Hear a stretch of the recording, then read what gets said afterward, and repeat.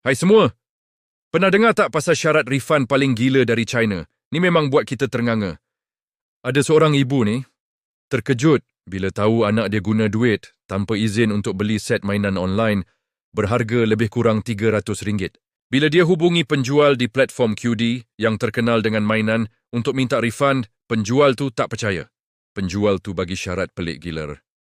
Kalau betul, anak yang beli rakam video tampar anak awak 5 minit, lepas tu marah dia 3 minit. Kononnya nak jadikan bukti pembelian tak sengaja. Si ibu ni takkanlah nak buat, kan? Dia terus rujuk pada pihak QD, tapi QD pula jawab, itu urusan pembeli dan penjual. Mereka tak boleh campur tangan. Bila kisah ni viral, netizen naik angin, kecam penjual tu kerana menggalakkan kekerasan.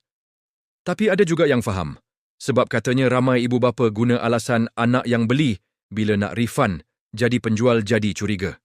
Namun, ramai setuju, syarat macam ni memang melampau. Mujurlah, lepas viral QD keluarkan kenyataan yang syarat tu bukan polisi rasmi mereka dan akan semak semula peraturan. Moral of the story, refund boleh bincang. Tapi kalau sampai kena pukul anak untuk dapat duit, itu dah bukan rundingan. Itu dah gila namanya. Apa pendapat korang pasal kes ni?